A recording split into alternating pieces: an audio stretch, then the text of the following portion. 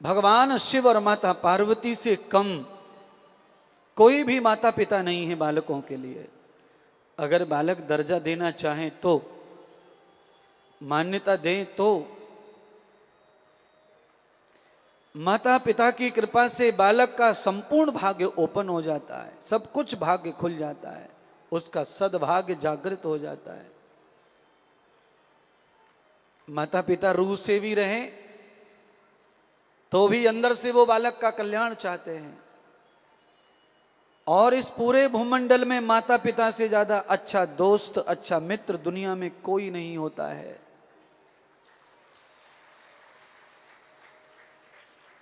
सारी दुनिया पॉलिसी कर सकती है पर माता पिता अपने बच्चों के साथ ये नहीं करते।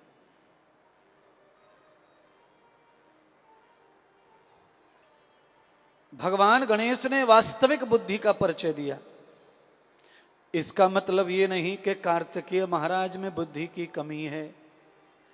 कार्तिकेय महाराज भी अपनी परम बुद्धि का ही परिचय दे रहे हैं। उन्होंने अपने माता पिता की आज्ञा का पालन किया और गणेश ने माता पिता के उपदेश का पालन किया। दोनों ही पालन कर रहे हैं।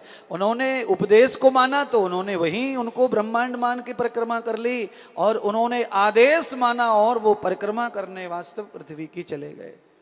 दोनों ही पुत्र उनके उत्तम हैं। एक आज्ञाकारी है और एक आचरणधारी है। आज्ञाकारी और आचरणधारी से लाभ आचरणधारी को शीघ्र मिलता है, आज्ञाकारी को लाभ थोड़ी देर में मिलता है, पर फल दोनों को उत्तम मिलेंगे। यह विधि का विधान है महाराज। भगवान शंकर से क्या छुपा होगा, वो तो अंतर्यामी है। माता पार्वती से क्या छुपा होगा, वो तो सर्वजाता सर्वशक्ति है। शायद उनको ये मालूम होगा कि कार्तिकेय का विवाह होना ही नहीं है, नहीं तो वो कार्तिकेय को भी ये बुद्धि दे सकते थे कि हमारी परिक्रमा कर लो और काम खत्म। पर कार्तिकेय को भगवान शंकर ने ये बुद्धि नहीं दी, क्योंकि भगवान शंकर को जरूर पता होगा भाग्य उनका, सबका विधाता है वो। भगवती जगदम्बा माता पार्वती को अवश्य पता होगा कार्तिकेय का भाग्य क्या है, उसीलिए उनको जाने दिया।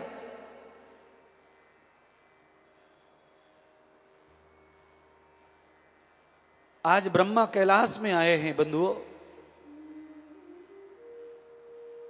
परिणितम यथा भावम ये वे गंतु भजते सर्व कन्याम भाग्यम भाग्यम च भाग्यम योग सदयो पिवाम। ब्रह्मा जी का आगमन कैलाश पर हुआ।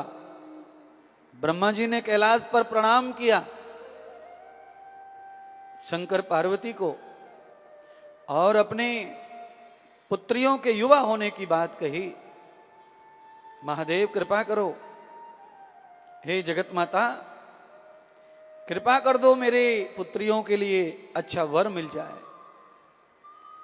माता पार्वती ने कहा शंकर भगवान से, देखो जी घर चल के आइए लक्ष्मी, अब इनको इधर उधर वर मत दिखाओ, क्योंकि ब्रह्मा के घर से हमारे घर कन्याएं आएंगी तो कैलाश का भला हो जाएगा, हमारे पुत्रों का भला हो जाएगा। ब्रह्मा जैसे पिता की पुत्रियां हमारे घर की बहू बन जाए तो। शंकर पार्वती ने सलाह कर ली, ब्रह्मा जी को कहा, ब्रह्मदेव आपका आज से भ्रमण समाप्त, आज से आप खोजना बंद करो, आज को वर प्राप्त हो गया कन्याओं के लिए। पार्वती जी का व्रत कन्याएं इसीलिए तो करती हैं। पार्वती ने कृपा करते ही ब्रह्मा जी को कह दिया कि आप अपनी पुत्रियों का विवाह हमारे पुत्र गणेश से करो, कार्तिकेय से करो।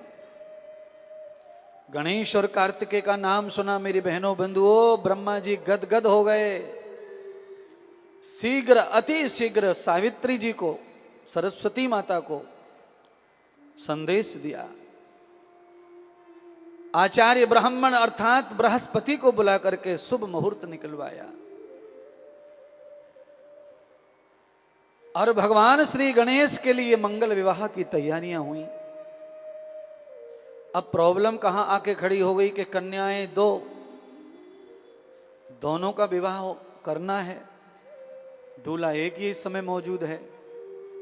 तो भगवान ब्रह्मा जी ने पूछा शंकर से, महादेव मेरी तो दो कन्याएं हैं और आपका एक पुत्र तीर्थ पे गया हुआ है तपस्या पर, एक ही पुत्र है, तो क्या करें? तो भगवान गणेश ने जल्दी से बोल दिया, माँ पिताजी को कहो दोनों कन्याओं के साथ में मेरा ही विवाह करें, क्योंकि हमारे यहाँ कैलाश में कमी है स्त्री पुरुषों की। भैया के लिए और ढूंढ लेंगे, मुझे दोनों मेरे लिए ही होनी चाहिए। पहले ऐसा हो जाता था, पहले ऐसा हो जाता था क्योंकि चंद्र देवता के तो दक्ष प्रजापति की 11 कन्याओं का कन्यादान हुआ। धर्म देवता के साथ में दक्ष प्रजापति की अनेक कन्याओं का कन्यादान हुआ। पहले ये सब होता था। अगर कोई वर और घर अच्छा मिल गया तो पिता पहले अपनी सब कन्याओं को दान कर देता था।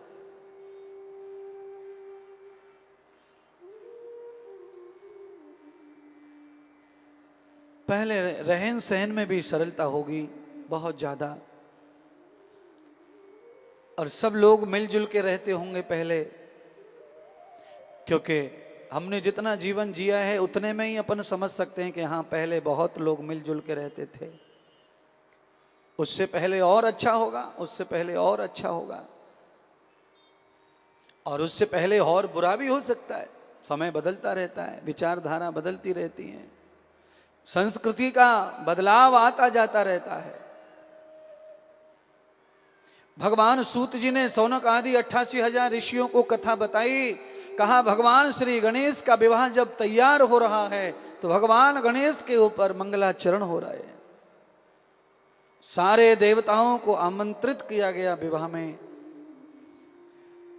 और भगवान गणेश का पावन विवाह रिद्धि और सिद्धि के साथ हुआ। रिद्धि सिद्धि को पाणी ग्रहण करके भगवान गणेश महादेव शंकर पार्वती कैलाश पर लेकर आए ब्रह्मलोक से। ब्रह्मलोक में आकर के रिद्धि सिद्धि का परिणय हुआ, गृहस्थ का प्रारंभ किया गया। तो सभी देवताओं को भोजन करा करके उनका पूजन कराया गया। रिद्धि सिद्धि ने सब देवों को तिलक करके पूजन किया।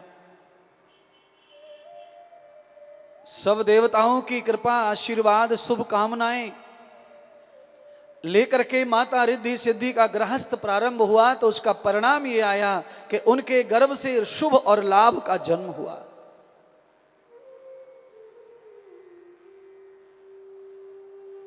अब तो कैलाश पर महाराज आनंद ही आनंद हो रहा है। कभी कभी बहू इतनी सिद्ध पुरुष, कभी कभी बहू इतनी सिद्ध होती है कि घर का पैर पड़ते ही बहू रानी का पूरे घर में वातावरण इतना बदल जाता है कि ससुर जी ने एक पुराना सा टूटा हुआ सा एक घर खरीद लिया था नोएडा में। ससुर जी का मन आया कि सस्ता मिला, ले लो, तोड़ के बना लेंगे। तोड़ के बनाया, मकान तोड़ रहे थे, तोड़ते ही मकान में लगा कि उसमें 2-3 कलश निकले सोने से भर के। कभी कभी ऐसा पैर पड़ता है बहू का कि घर में लॉटरी खुलती चली जाती है संपत्ति की, धन की, और खोदते हैं नींव और वहां से निकलता है सोना। कभी कभी ऐसा हो जाता है। कभी कोई लक्ष्मी पैर लेकर घर में पड़ती है तो इस तरह का हो जाता है, और कोई कुलक्षणी पैर लेकर पड़ती है तो ससुर जी ने बहुत बढ़िया कंपनी बनाई थी, बहू के हाथ से उद्घाटन करवाया। बहू आ जाएगी तभी चालू करेंगे, चालू कर दी। ससुर जी जिस घर में रहते थे वो घर भी बिक गो, कंपनी भी बिक गई, अब नौबत आ गई है किडनी बिकने की। किसी का पैर इतना भी खतरनाक होता है। इसीलिए हमारे हिंदुओं में कहावत है कि पूत के पांव पालना में ही दिख जाते हैं, समझ जाते हैं। इसलिए मेरा अनुरोध है आपसे, कागज में कुंडला कुंडली मिलाओ मत मिलाओ, कागज में गुण मिलाओ मत मिलाओ, पर कम से कम माता पिता जरूर मिलाने चाहिए बच्चों के। लड़की के माँ बाप किस तरह का है, उनके दादी दादा कैसे थे, उनके नानी नाना किस तरह की संस्कृति, कितना जीवन कैसा जीते हैं, ऐसा देखने के बाद में अगर विवाह किया जाता है तो काफी हद तक सफल माना जाता है। अब लड़का लड़की को चिकना चुपड़ा देख लिया और कुछ ना देखा तो बहुत कठिन हो जाए। कभी कभी बहू घर में आई, लगभग 8 से 7 दिन निकले और लड़का गुपचुप वकील ले आया, बताया भी नहीं उसने, वकील के पास में पहुंच गया। वो तो सीधा सर्टिफिकेट मांग रहा है। 8वें दिन तो कह रहा है कि तलाक हो ना, तलाक तलाक, नहीं तो मैं आत्महत्या कर लूंगा। और तब कह रहा था कि यही होना, आत्महत्या कर लूंगा। पहले उसकी जिद कर रहा था, अब उसकी जिद कर रहा छोड़ने की।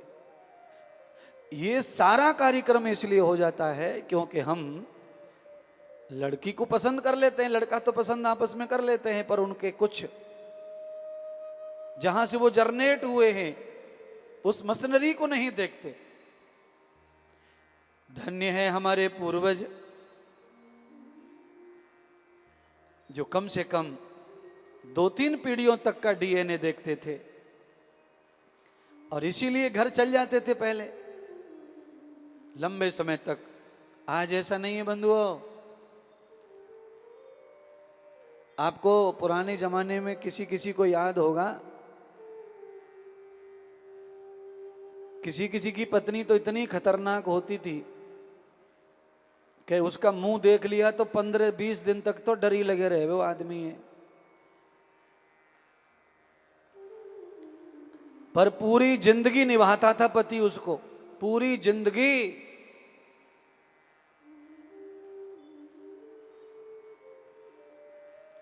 कोई कोई पति भी ऐसे रहते थे, पत्नी बहुत स्मार्ट और पति ऐसे कि क्या कहना क्या नहीं कहना, पर पत्नी भी पूरी जिंदगी निभाती थी। अब जैसा मिला है मिला। अब वो समय नहीं रहा। अब समय यह है कि जिंदगी में विचार पटे तो सब पटा, नहीं तो कुछ नहीं पटा। 3-3 4-4 बच्चों की मम्मियां पति छोड़ दे में महाराज दूसरा कर लेती हैं और पति को कानों कान खबरना पड़ती कि कब गई कब आई, कहाँ लल्ली ले गई कहाँ लल्लू ले गई। बड़ी समस्या है महाराज। आज एक भैया यहाँ कथा में आया होगा, वो आया था रोने के लिए कि फेसबुक से मेरी औरत गायब हो गई है, 1.5 महीने से 3 बच्चे छोड़ गई है।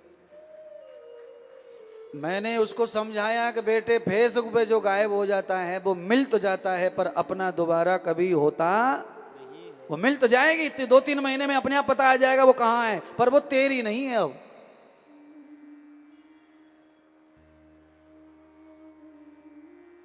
ये फेसबुक जो है इसने बड़े घर तोड़वा दिए महाराज।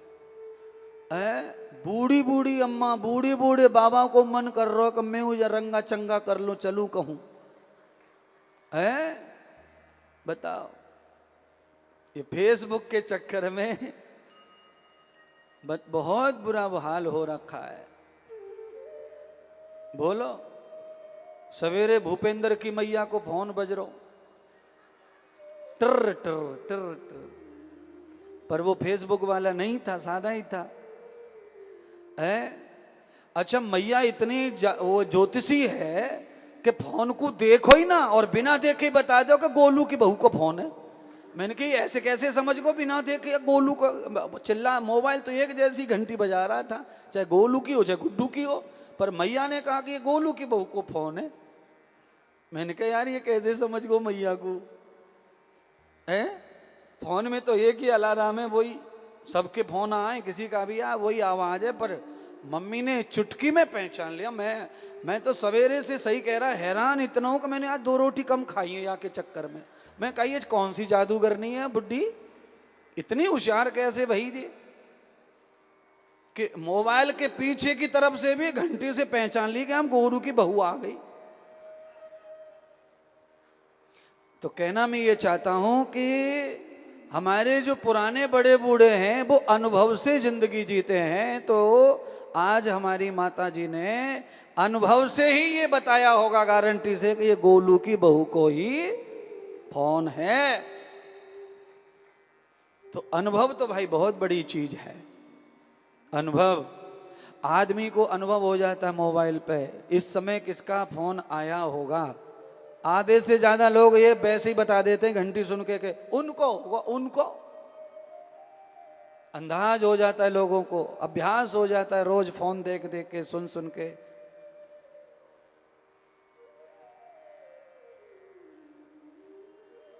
लो जी कथा भरपाई हो गई। शिवजी की कथा के साथ साथ में भूपेंद्र की मैया की कथा हो गई आज है। अब भरपाई हो गई, दक्षिणा ज्यादा देना महाराज को, अलग से कथा सुनाइए मैया की।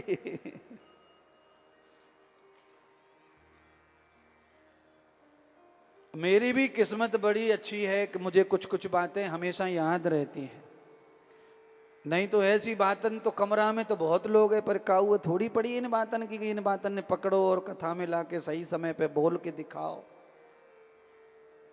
बस यही तजुर्बा, यही कला है जो आदमी को वक्तव्य के लिए मधुर बनाती है और उसको असाधारण वक्ता बना देती है। और बातें वही हैं जो आपके पास में हैं, पर बात को कहना, बात को रखना अच्छा आ जाए तो संसार में आदमी पुज जाता है, क्योंकि बात से ही बिगड़ती है और बात से ही बात बनती है। बिगड़ी को भी बात से बनाया जा सकता है और बनी को बिगड़ा दिया जाता है बातों में। अच्छा बोलो सास बहू में कौन सा पाकिस्तान हिंदुस्तान बटनो है, फिर भी हाय हाय तौबा हो रही है। क्यों हो रही है? बात लग गई है, कोई ना कोई बात समा गई है दिल में, वही खाए जा रही है, इसीलिए मुश्किल में आ गया है परिवार।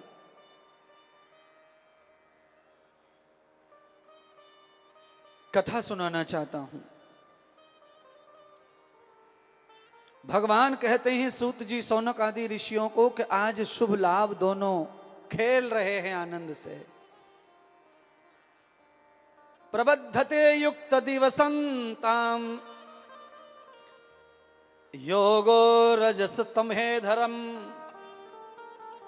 तत्पदे तत्पदे लोकम त्रवर्षौ युक्त संजनाम।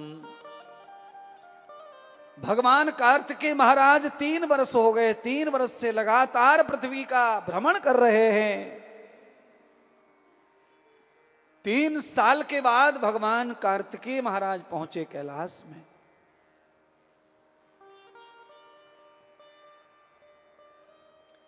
और भैया 3 साल में तो शुभ लाभ, कभी मम्मी की गोद में तो कभी दादी की गोद में, ऐसे कुदन्ना मारने के बराबर हो गए। आज योगा योग हंसी मजाक के साथ कथा समझो। योग ऐसा आ गया कि शिव और माता पार्वती दोनों ने एक एक लाला संभाले हुए हो पोता। पार्वती की गोद में शुभ बैठे, भगवान शिव की गोद में लाभ बैठे, और महाराज कार्तिकेय जी का आगमन कैलाश में हुआ। कार्तिकेय जी ने दरवाजे से एंट्री करते ही माता पार्वती और शंकर को सिंहासन पर देखा और गोद में जांग पे एक एक छोरा देखो। कार्तिकेय भगवान थोड़ी देर तो परेशान हो गए, उनको ये लगा कि ये हमारे माता पिता तो ऐसे जादूगर हैं, इनको तो हो कंपटीशन है, एक मम्मी बनावेगी एक पापा। तो मुझे तो ऐसा लगे इन्होंने तो और कर ली, जनसंख्या योजना बढ़ा दी इन्होंने तो, और खतरनाक मामलों कर दिया दिखे। हम 3 साल तीर्थ में भेज दिए और पीछे से और हो गया, हमारे तो भाई बंधु आगे दिखे। मन में संशय कार्तिकेय जी के 100% पैदा हो गया था। प्रणाम करने के लिए, साष्टांग करने के लिए मस्तक झुकाया। माता पिता ने उठ करके बालक कार्तिकेय को वरदान और आशीर्वाद देने के लिए हाथ खड़े किए, पर ना पार्वती बोल रही हैं और न कार्तिकेय भगवान के साथ में न शंकर बोल रहे हैं। अंदर ही अंदर माता पार्वती और शंकर शर्मिंदगी महसूस कर रहे हैं। पार्वती और शंकर को यह महसूस हो रहा है कि कार्तिकेय को अगर पता चला कि ऐसा हमारे साथ धोखा हुआ है, मेरे भ्राता छोटे गणेश का विवाह कर दिया माता पिता ने और मेरा धोखा दे दिया, मुझे भेज दिया, तो कहीं कार्तिकेय हमसे रूठ ना जाए, इसीलिए न माँ बोल पा रही न शंकर बोल पा रहे। कार्तिकेय भगवान प्रणाम करके खड़े हो गए। इतनी देर में भगवान गणेश चतुर आ गए रिद्धि सिद्धि को लेकर। भगवान गणेश भगवान रिद्धि सिद्धि को लेकर कार्तिकेय महाराज के चरणों में प्रणाम करने लगे। दुहितं बंधनं कृतं मह्यं भ्रातस्य भावतं, भावान योगस्य पुण्या अहम दियतो परमानंदय। गणेश जी कहने लगे, भ्राता जी आप जो भी तीर्थ में पुण्य कमा के लाए हो वह पुण्य हमें दान करो, हम गृहस्थी लोग हैं और आप जैसे पुण्य दाताओं से ही गृहस्थ सफल होता है। भैया आपकी कृपा से मेरा विवाह हुआ है, ये रिद्धि और सिद्धि ये दोनों ही मेरी पत्नी हैं और ये दोनों मेरे पुत्र है। कार्तिकेय भगवान तो महाराज हैरान हो गए, ये क्या हो गया। कार्तिकेय ने वरदान आशीर्वाद फिर दिए गणेश जी को, रिद्धि और सिद्धि जी को, शुभ और लाभ को। भगवान शंकर और माता पार्वती गणेश के साथ छोड़कर कार्तिकेय के साथ खड़े हो गए और दोनों कहने लगे, पुत्र हमें माफ कर दो, हमें माफ कर दो। कार्तिकेय ने कहा, माता श्री पिताश्री आप किस बात की माफी मांग रहे हैं। तो कहा, पुत्र हमसे बड़ी गलती हो गई, तुम्हारा विवाह न करके हमने गणेश का विवाह कर दिया, तुम बड़े हो। कार्तिकेय भगवान कहते हैं, माता पिता आप तो अंतर्यामी हैं, आप तो सब जानते थे मेरा भाग्य क्या है, इसलिए हे मां हे पिता आप निराश मत रहिए। केवल गणेश का ही विवाह होना था, मेरा विवाह नहीं होना था। और मैं तो तीर्थ में गया था जरूर विवाह के लिए, पुण्य कमाने के लिए, पर तीर्थों में महात्मा संतों का सत्संग सुन करके मेरे मन से विवाह का सब कुछ भाव निकल चुका है। मैं तो केवल अब आपका ध्यान ही करूंगा, मुझे विवाह कदापि नहीं करना है।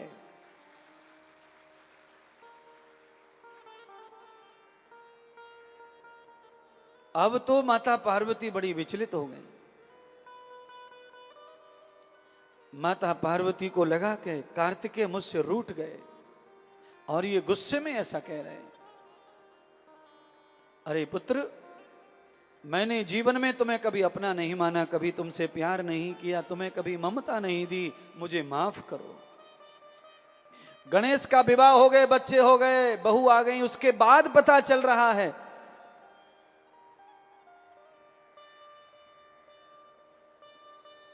कि मैंने गलती की, तुम्हें मान नहीं दिया, सम्मान नहीं दिया और मैंने तुम्हें अपना पुत्र नहीं माना।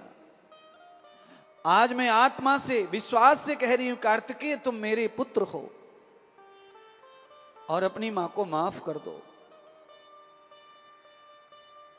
हमने कोई गलती नहीं की। ये गणेश इतना चतुर है कि इसने ही हमारी परिक्रमा दे करके ये कह दिया कि मैंने ब्रह्मांड की परिक्रमा दे दी। तो भगवान कार्तिकेय कहने लगे, मां गणेश बुद्धिमान है, उसने सही किया है, आप तो अखिल ब्रह्मांड ही हैं। और आपकी परिक्रमा से बढ़ के संसार में कोई परिक्रमा नहीं है माता पिता। ऐसा मानते हैं महाराज। ऐसा कहते हैं कि जगत की धरती की कोई भी परिक्रमा कर लो, पर कैलाश की परिक्रमा नहीं हुई तो सब परिक्रमाएं अधूरी मानी जाती हैं। तो आपको या मुझको कभी मौका मिले, हम कब कैलाश परिक्रमा करने जाएं, भगवान शंकर हमें बुलाएं, कैलाश का दर्शन हो, कैलाश के सरोवर में स्नान हो, वहां कुछ दिन निवास हो और उस कैलाश के अनंत तलहटी का दंडवत हो, मुझे लगता है फिर जीवन के उद्देश्य पूरे हो जाएंगे। संसार में आकर के समस्त परिक्रमाएं दे ली हमने, भाई की परिक्रमा दे ली, पत्नी की परिक्रमा दे ली, बच्चों की परिक्रमा दे ली, समाज में रिश्तेदारों की परिक्रमा ले ली, नौकरी व्यापार ऑफिस की परिक्रमा दे ली, थक गए, सब दुनिया की परिक्रमा दे ली, पर हाथ में मैल के अलावा कुछ नहीं लगा। एक परिक्रमा कैलाशपति भगवान भोलेनाथ की हो जाए तो सारा मैल धुल जाए, परिक्रमा सफल हो जाए।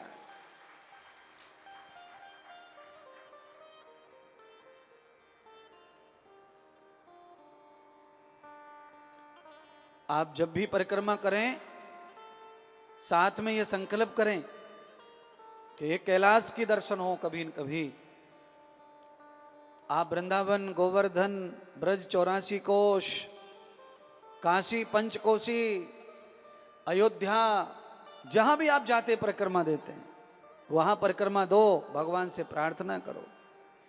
अगर हमारी परिक्रमा ये सफल हो रही है परमात्मा, तो एक कैलाश की परिक्रमा अवश्य करवा दो। कैलाश भी न जाया जाए तो बद्रीनाथ, केदारनाथ कहीं तक पहुंचाए भगवान, पर थोड़ा वहां पहुंचाए। बंधुओं, परिसर का बहुत बड़ा प्रभाव होता है जीवन पे। आपके प्राण कहां निकले और आपको प्राण कहां मिले, इसकी जीवन भर महिमा होती है, पूरी जिंदगी महिमा होती है। बस मैं ये कहना चाहता हूं, किसी को बुरा ना लगे, कोई अन्यथा ना लें, पर मैं ये कहना चाहता हूं कि मां के गर्भ से बालक हॉस्पिटल में पैदा होता है, ये बिल्कुल अच्छी बात नहीं है, ये बिल्कुल अनन्य है और ये अनर्थ है। इससे बहुत सारी चीजों पे फर्क पड़ता है, जीवन पर, विचार पर, भाग्य पर, बहुत सारी चीजें बच्चे की बदल जाती हैं जगह के हिसाब से। आप ध्यान करो। अच्छा, आप सब बताओ, राम कहां प्रकट हुए?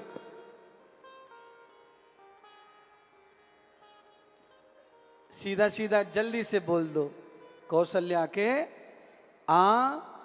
आंगन में। और ये 60-65 साल के जो लोग बैठे, माताएं बहनें भैया बैठे, ये कहां पैदा हुए? ये भी अपने घर के आंगन में पैदा हुए। हमारी संस्कृति ऐसा कहती है कि जहां हम पैदा होते हैं वहीं पे नाड़ गड़तवे और वहीं पे से लाश उठे। पहले सब लोग अपने घर में मरते थे, घर में। अब ऐसा नहीं है बंधुओं, अब मरने का कोई जगह फिक्स, पहले जगह फिक्स थी, पहले मरने का टाइम फिक्स था। पहले आदमी जवान नहीं मरते थे, युवा नहीं मरते थे, पहले बूढ़ा होके ही मरना है और घर पे ही मौत। डोली उठेगी तो कहां से कन्या की कन्यादान वहां होगा जहां कन्या का नाड़ गड़े। अब तो महाराज डस्टबिन में जावे कन्या को नाड़, कचड़े में है तो वो कचड़ा ही है, तो गंदगी, पर पहले उसकी महिमा इसी तरह मानी जाती थी। क्या बात थी पहले महाराज। कोई वैद्य नहीं, कोई डॉक्टर नहीं, केवल गांव की 4-5 दादियां जिन्होंने बच्चों का अनुभव रखा हुआ है, पालने का, जन्म देने का, बस वही आ जाती, वही पैदा कर देती। और एक नहीं, दो नहीं, पहले तो बच्चे घर में 12-12, 14-14, 15-15 पैदा हो जाते महाराज। माताओं को समझ में भी नहीं आता था कि बालक कब आ गया, कब चला गया, कब हो गया, पीड़ा, दर्द, सब ऐसे नॉर्मल होते थे, क्योंकि पहले मेहनत करती थी माताएं, घी दूध खाती थी, परिश्रम करती थी, काम करती थी, चक्की चलाती थी, हाथ से 20-20 किलो आटा पीसती थी, इतना बड़ा कुनवा। बच्चा परिश्रमी उद्यमी पैदा होता था। अब माताएं आलस्य से भर जाती हैं गर्भवती होके। जैसे ही गर्भ धारण किया, मम्मी डायरेक्ट बिस्तर पकड़ ले गए, और घर वाले उनके भी फूफाएं। घर वालों को तो इतनी हाय हो जावे कि बेटा कथा में मत जाइयो चल के, पेट में बालक है तेरो। अच्छा, कथा में कौन सा हिमालय आर हो जाए, हिमालय की चढ़ाई चढ़नी पड़ेगी, तो कथा में ना जाइयो चल के।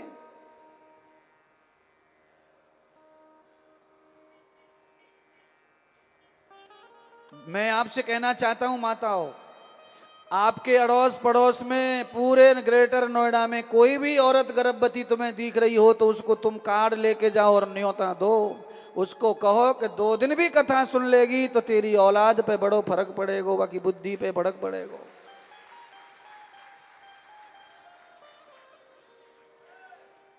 महाराज बहुत अंतर पड़ता है।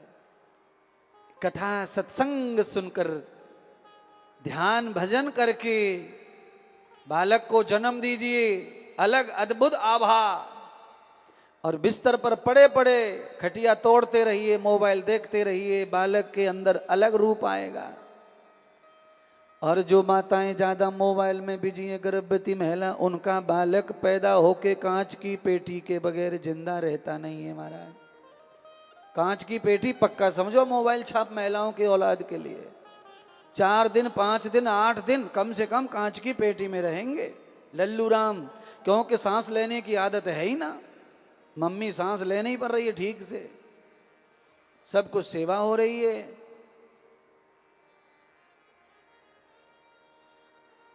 धरती चल रही है पर मम्मी नहीं चले। पैर ऐसे उठा के धरे कि लग ना जाए पैर में, उंगली में, तलवा में। क्या हो गया? 7वां चल रहा है माता जी, 7वां है। और पीछे जो बैठी हैं 70-75 साल की माता, उनका तो 9वां पूरा होकर के 24 घंटे बचे गुड्डू है आने में। और वहां खेत में धै धड़ाधड़ चरी काट रही है, ज्वार काट रही है, धैम धैम। और 80 किलो को पोटरा खोपड़ा पे धर के लाई और मशीन पे डार्यो और कुल्ला कर्यो, घर में गई और फट से छोड़ा है वो है। देख ले भूपेंद्र, मैया दोनों बतरा रही हैं बूढ़ी। पुरानी बात याद आ गई। ये महाराज तुम तो बड़े जानी हो, कब कब की बात रिकॉर्ड कर रखी है। सही कह रही है, हमारे तो 3 छोरा है ऐसी है क्या? ये यहां तक आवाज आ रही है, मैया मुंह से ना छुप रही, वह माता समझो मुझे। आज तो साहब भूपेंद्र की मैया को भाग्य खुल गो, बार बार कथा में आ रही है बीच में।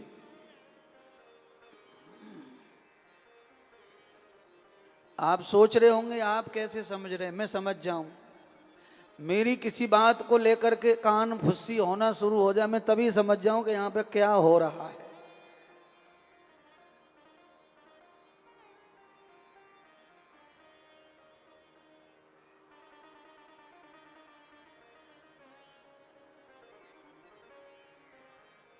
कांच की पेटी में मत रखो। क्यों? अब प्राकृतिक व्यवस्था, विज्ञान जितना बड़ा हो रहा है, आपके उतनी कमजोरी आ रही है, आप उतने ही बलहीन हो रहे हैं बंधुओं। विज्ञान आपको एक तरीके से खोज करने में बलवान बना रहा है, पर आपकी जीवन शैली समस्त खत्म कर रहा है। जीवनचर्या, जीवन पद्धति पूरी बर्बाद हो रही है विज्ञान के कारण।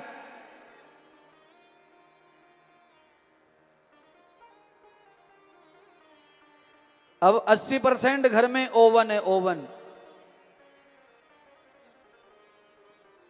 बिजली से रोटी पकाने का वो डिब्बा सा, बड़ी समस्या हमारे। अग्नि और बिजली में बड़ा फर्क है, गैस में और अग्नि में भी फर्क है। पर अग्नि जो लकड़ी में रहवे,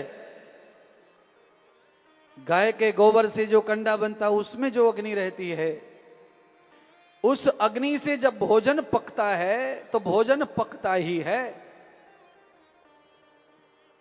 गैस पे, हीटर पे, इस पे उस पे भोजन पकता नहीं है, भोजन गलता है। इसलिए ज्यादा से ज्यादा कुकरों को वापिस कर दो। कुकर में भोजन पकता नहीं, गलता है, बस ये ध्यान करना। पकने में और गलने में इतना अंतर है भूपेंद्र कि कच्चे आम को पाल में देके पकाना और पेड़ पे पकाना इतना फर्क है। पेड़ पे पका हुआ आम और पाल में पका आम, दोनों में बहुत अंतर है। कुकर में इतना ही अंतर है। कुकर में पकाने का मतलब पाल में पका लिया सब्जी को, और खुले बर्तन में पका लिया मतलब पेड़ पे पका लिया आम को, इतना फर्क है महाराज। इसलिए पुराने जमाने में दाल और कढ़ी धरती में गड्ढा खोद के कंडा लगा दिए और कढ़ी को रख दियो, 3-3 घंटे तक कढ़ी पक रही है, बाकी काम चल रहे हैं। देवरानी आई चला के चली गई, जिठानी आई चला के चली गई, बड़ी चाची आई चला के चली गई, और कढ़ी पक रही है। इधर 2 चूल्हे रोटी पक रहे हैं, 15 से 50 आदमी खाने वाले हैं घर में।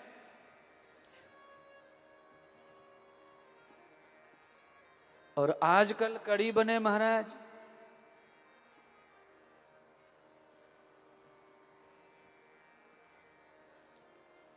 नेक सो उबाल आ जाए कढ़ी में, बस बन गए। ले खा लिया गुड्डू के पापा, खा ले गुड्डू के पापा ने कढ़ी। सबरे में एसिडिटी घूम रही है, छाती में जलन सी हो रही है, उस कढ़ी को खा के, कच्ची को खा गया, क्योंकि मम्मी ने पकाई वैसी है। 2-3 कुल्लड़ से ऊपर आए उफान से, और डाल दियो बथुआ। ले आज तो मैंने बड़े मन से बनाई है बथुआ डाल के। अच्छा,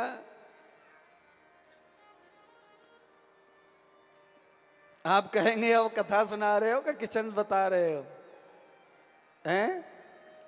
किचन बता रहा हूं, कथा अपने घर जाके सुन ली हूं। भोजन अच्छा हो गया तो जीवन अच्छा हो जाएगा, भोजन बिगड़ गया तो जीवन संवरने वाला। आहार पर टिका हुआ है जीवन पूरा। नेत्रों का आहार क्या है? रूप। कानों का आहार क्या है? शब्द। जीवा का आहार है रस, नाक का आहार है गंध। बस ये आहार आपके शुद्ध हो गए तो आपका जीवन योगी हो गया, आपका जीवन जो है धन्य हो जाएगा।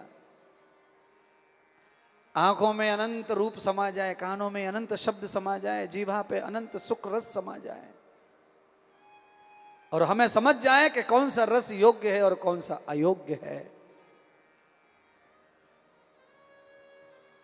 कुछ लोगों की जीवा पे दूध पिलाओ, दूध। आपके नोएडा में, आपके अड़ोस पड़ोस में कोई होंगे ऐसे जिनको दूध नहीं अच्छा लगता, चाहे काजू डाल के दे दो, चाहे केसर डाल के दे दो, और देसी थैली ला के दे दो 18 रुपया की। ओ हो भाई, हमारे जैसे जीजा तो धरती पे ना होंगे। हमारे तो जीजा भगवान है, बिल्कुल भगवान। अच्छा, क्या कर दिया भगवान ने? है बस वही कर दिया, शाम को 7 बजे जो चाहिए वो थैली लाके। वाह भाई वाह। और जी भैया आयो है, खीर बना रही है, आलू की कचौड़ी मटर डाल के, पनीर लेके आई है। ओए भैया नाराज है, हमारी जी पे यही काम है रोज, कब वो आ जाओ ये खीर पूड़ी खवावे, खीर पूड़ी खवावे। अरे गधा, और क्या खावेगो? पर आपने कहावतें एक से एक सुनी होंगी। जब प्यार हुआ गधी से तो परी क्या। हाँ, ये मुहावरा है, कहावतें समाज में। तो जब आदमी को देसी थैली से प्यार हो जाता है तो फिर उसे अमृत भी अच्छा लगता नहीं है, अमृत भी नहीं अच्छा लगता है उसको। आदत उस तरह की व्यक्ति की हो जाती है, और बड़ा धन्यवाद देता है। उसके मन जैसा मिल जाए तो वाह वाह वाह वाह वाह वाह। इसलिए मेरी बात से आप जो है वाकिफ हो जाइए, क्योंकि मैं जो कह रहा हूं मेरी भाषा अपनी है, पर मैं आपको बिल्कुल दर्शन शास्त्र सुना रहा हूं। महर्षि पतंजलि यही लिखते हैं योग दर्शन में। अच्छी बुद्धि के लिए, अच्छे विचारों के लिए अच्छा भोजन, अच्छा भजन, अच्छा संग, सब कुछ अच्छा हो जाएगा। अच्छा, आदमी जब तक साधु महात्मा के पास बैठे रहते हैं तब तक अलूफाती बातें क्यों नहीं करते बताओ? और जितने लोग साधु के पास बैठे रहते हैं सब अलूफाती लोग ही रहते हैं। ये खाली बाबा के पास हैं जब तक ये भगत जी दिख रहे हैं। पर साधु महात्मा का साक्षी होना ही उनके लिए इतना वरदान है कि वो निकम्मी बुद्धि के होके भी उनकी बुद्धि निकम्मी काम नहीं करती, वहां अच्छी बुद्धि काम करती है। फिर वो वहां से उठ के चले जाएं तो वो चाहे जितना बुरा करें वो कर सकते हैं, पर साधु के सामने वो अच्छा सोचते हैं, अच्छा बोलते हैं, अच्छी तरह देखते हैं। इतना प्रभाव है संग और साक्षी का।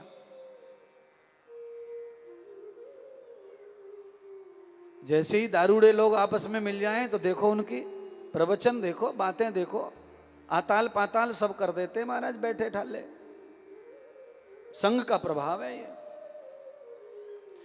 इसीलिए मैं आप सबसे अनुरोध करूंगा, आज आपको मौका मिला कथा प्रवचन में आने का, आप अपना संग जरा ध्यान रखकर बदलो। आप अपने संग पर, प्रभाव पर ध्यान दो। आप किसके संग बैठे, आप किसके संग खाते, आप किसके संग बोलते, आपकी मित्रता किससे है, आपके साथ कौन है, आपकी परछाई कहाँ पड़ती है, आपके ऊपर किसकी परछाई पड़ती है, इनका जीवन पर बहुत बहुत प्रभाव पड़ता है, बहुत असर पड़ता है।